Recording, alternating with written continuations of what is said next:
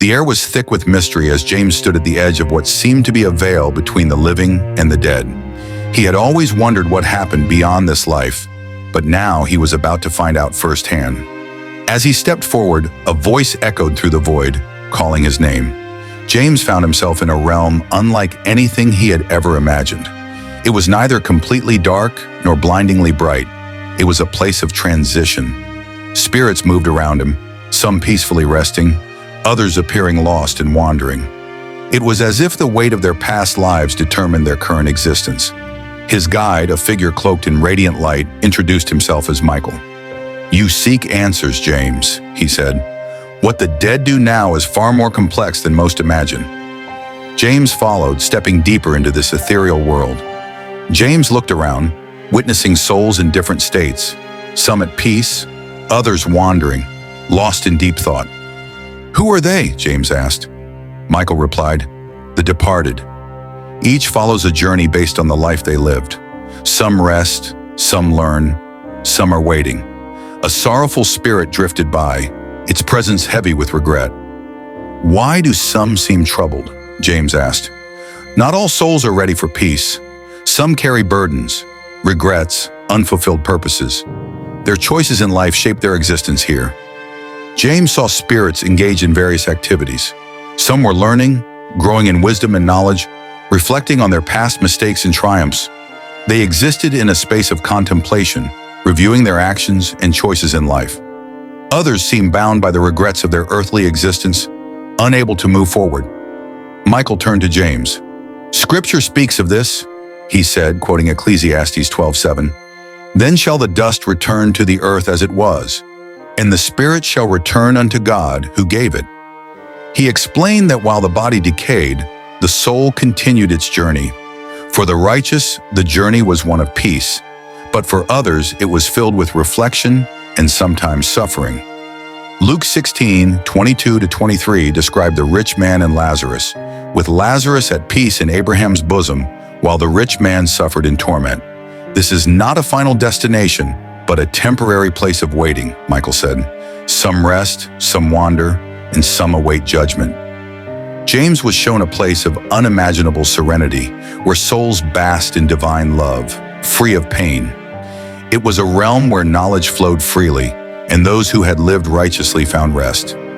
Yet he was also shown the opposite, a realm of unrest, where souls carried the burdens of their past sins. Michael continued, referencing 2 Corinthians 5:8. "We are confident, I say, and willing rather to be absent from the body and to be present with the Lord." Those who had walked in faith found themselves in God's presence, while others waited for redemption. Science and Scripture seemed to converge on one truth: death was not the end. Whether viewed through near-death experiences or the promises of the Bible, existence continued beyond the grave. James felt the weight of this realization as he prepared to return to the world of the living, forever changed by what he had seen. James saw two contrasting places, one filled with warmth and music, the other shadowy and silent. "Who are they?" James asked, pointing at the bright realm. "Those who lived in faith and kindness. They are at peace, awaiting the fulfillment of God's promises. And the others," Michael's expression grew solemn, "they are those who live for themselves, who rejected truth. They wander in unrest." A sorrowful spirit approached, whispering, "If only I had another chance," before fading away. James saw the unchangeable truth. Choices in life shape eternity. Can they cross over? Can they change? Only in life do we choose. Once here, the course is set. A powerful wind rose and James felt himself being pulled back. "Wait, there's more I need to know. Your time is not yet. Carry this truth to the living." Suddenly, James gasped awake in his bed, heart pounding. Had it all been a dream? A vision? Or had he truly glimpsed what the dead are doing now? What happens after death is not just a mystery. It is a reality shaped by our choices. Science and Scripture both hint at a continuation of existence. The question remains, when your time comes, where will you be? James could not shake the images from his mind. The echoes of the spirits, the sorrowful whispers, and the radiant warmth of the peaceful souls lingered in his thoughts. Was it truly a vision, or had he crossed into a reality few ever glimpse? Days passed, yet the experience felt more real than the life he had returned to. He found himself questioning everything, his choices, his beliefs, and the purpose of his existence. Each night, as he lay in bed, he wondered if he would be taken back, if the veil would open once more. One evening, as he sat in deep thought, a sudden pull gripped him. His vision blurred, his body felt weightless, and before he could react, he was standing in the ethereal realm again. Michael was waiting. "You have returned," he said with a knowing gaze. James stepped forward. "There is still so much I don't understand. What happens next? What do the dead continue to do?" Michael motioned for him to follow. The surroundings shifted, revealing a grand hall filled with books and scrolls. Spirits moved quietly, studying, writing, and sharing knowledge. James looked around in awe. "What is this place?" "A place of learning," Michael explained. "The dead do not cease to grow. Those who seek wisdom continue to learn about creation, about truth, about the mysteries they never understood in life." James watched as spirits studied, exchanging ideas. But why? Haven't they already passed beyond life? Life is only the beginning. Understanding continues. Even now, scientists study near-death experiences, trying to grasp the reality of consciousness beyond the body. Many assume death is the end, yet testimonies suggest otherwise. James recalled reading stories of people who had experienced the afterlife and returned. "I've heard of near-death experiences, bright lights, feelings of peace, even meeting loved ones. But skeptics say it's just the brain shutting down." Michael nodded. "Science tries to explain the unseen, but what you witnessed is beyond what the physical mind can comprehend. In this realm, the soul continues its journey. Some study, some rest, and some prepare." "Prepare for what?" James asked hesitantly. Michael's expression grew serious. "The final judgment." The scene shifted, and they stood before a massive gathering.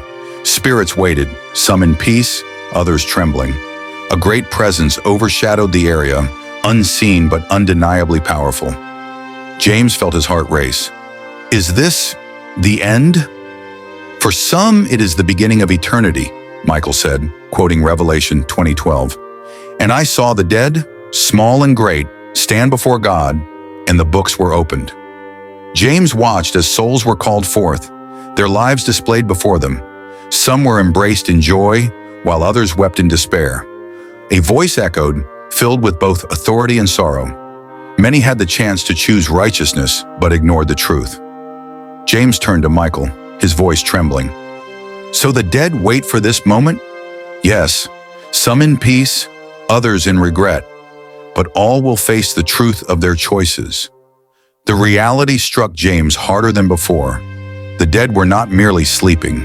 They were waiting, learning, reflecting, some in joy, others in dread.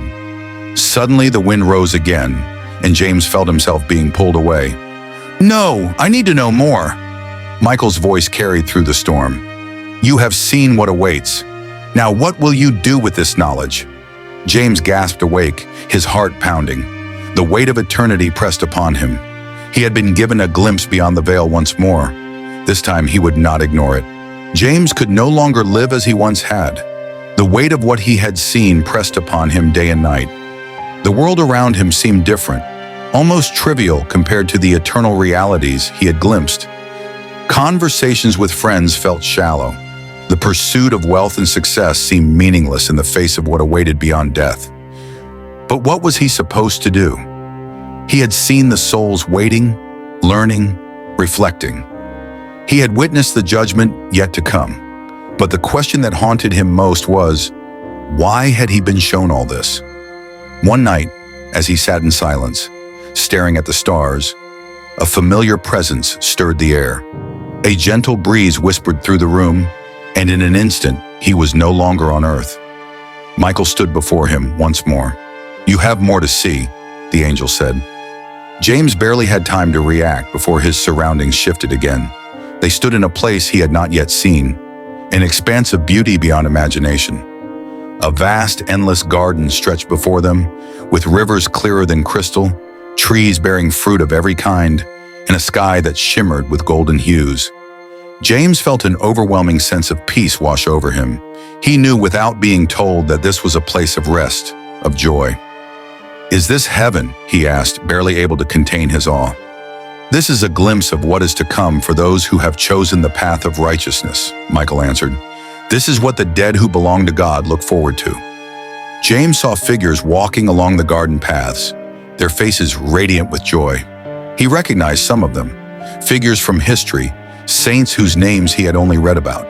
They were alive, more alive than anyone he had ever met on earth. This is what Paul meant in Philippians 1:21. Michael continued, "For to me, to live is Christ, and to die is gain. Death is not the end for those who walk in faith. It is the beginning of something far greater." James could hardly breathe. The peace, the joy, the overwhelming presence of love. It was beyond anything he could have imagined. But then, in an instant, the vision changed. A darkness loomed. The warmth faded. James found himself in a place where no light touched the ground. The air was thick, heavy, suffocating. Faint whispers of sorrow and regret filled the silence. James turned to Michael, his heart pounding. "Where are we?" Michael's voice was solemn. "The place of those who chose separation from God. A place of waiting, but also of torment." James could barely make out the forms of those who were there. They did not speak, but their anguish was unmistakable. Some covered their faces, as if trying to escape a reality they could not change. Others looked around in confusion, unable to comprehend how they had arrived. Then he heard a voice. "I thought there was more time." James turned sharply. The voice belonged to a man standing alone, staring into the abyss. His expression was one of deep regret. Another voice whispered, "If only I had listened." James felt something tighten in his chest. This was not just a place of waiting. It was a place of realization, where souls were confronted with the choices they had made. He thought of Luke 16:24, where the rich man cried out, "Father Abraham, have mercy on me, for I am tormented in this flame." He had read those words before, but now he saw them. Michael's voice broke through the sorrow. "This is not the final judgment, but it is the reality for those who rejected the truth." James clenched his fists. "Then there's still time for the living to choose differently." Michael turned to him. "That is why you were shown these things." The words echoed in James's mind as the darkness around him faded. The next thing he knew, he was back in his room, gasping for air. His hands trembled. His heart raced. He had seen what awaited beyond death, the peace of the faithful and the sorrow of the lost. He could not remain silent. There were people who still had time, who still had a choice. James knew what he had to do.